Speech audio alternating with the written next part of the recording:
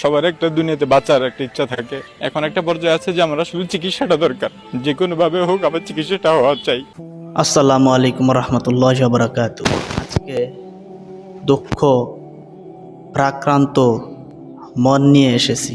আসুন সবাই আমরা একজন ক্যান্সারে আক্রান্ত আলেমের চিকিৎসার জন্য এগিয়ে আসি, সহযোগিতা করি। হযরত বাবু নগরী রহিমাহুল্লাহর খেদমতে ছিলেন, সান্নিধ্যে ছিলেন একজন বিশিষ্ট আলেম মাওলানা এনামুল হাসান।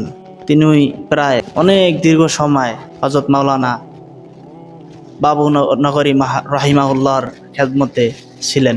তিনি ক্যান্সারে আক্রান্ত হয়েছেন, তো চিকিৎসার জন্য অনেক টাকা প্রয়োজন। ওনাকে চায়নায় নিয়ে চিকিৎসা করাতে হবে।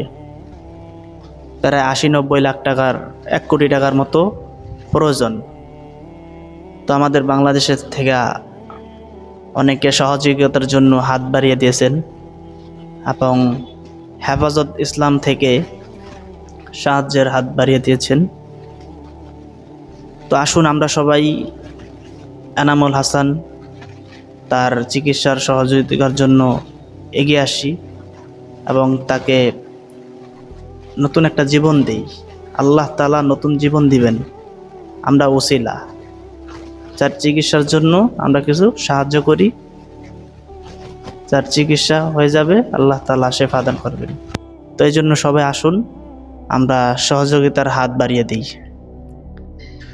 তারা তো আমাদেরই ভাই না, মুমিন ভাই ভাই। সূরাতুল হুজরাতের 10 নম্বর আয়াত আল্লাহ তাআলা বলেন, ইন্নামাল মুমিনুনা ইখওয়া। মুমিন পরস্পরের ভাই ভাই। তো আসুন আমাদের সেই ভাইয়ের জন্য সহযোগিতার হাত বাড়িয়ে দিই। আমরা সবাই আমাদের নিজেদের ভালো চাই, অপর ভাইয়ের ভালো চাইতে হবে।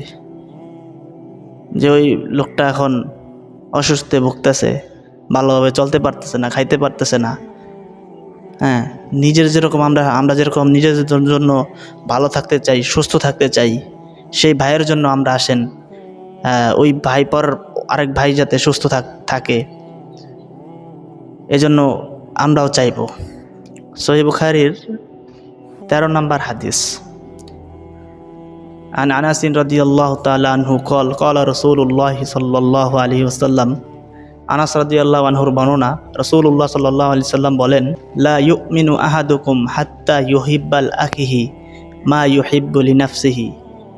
নবীজি বলেন, তোমাদের মধ্যে ততক্ষণ পর্যন্ত কেউ প্রকৃত মুমিন হতে পারবে না যা তার নিজের জন্য পছন্দ করে, নিজের জন্য যেটা পছন্দ করে তা অপর ভাইয়ের জন্য পছন্দ যাতে না করবে।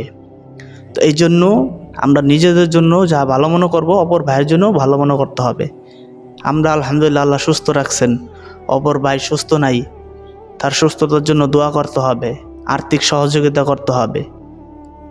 তো ভাই এজন্য আসুন আমরা হযরত বাবু নগরী রহিমাহুল্লাহর সান্নিধ্যে যিনি অনেক দিন ছিলেন, তার সোহবতের মধ্যে অনেক দিন ছিলেন, সেই এনামুল হাসান তার রোগের চিকিৎসার জন্য আমরা সহযোগিতার হাত বাড়িয়ে দিই।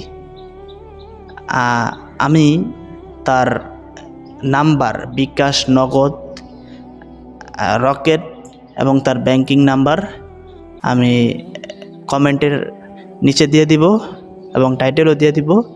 আপনারা সবাই সহযোগিতার হাত বাড়িয়ে দিবেন।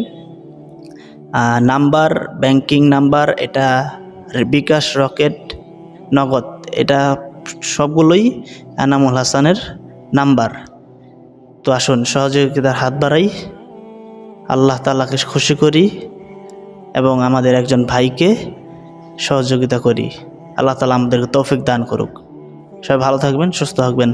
আসসালামু আলাইকুম রহমতুল্লাহি ওয়া বারাকাতুহু।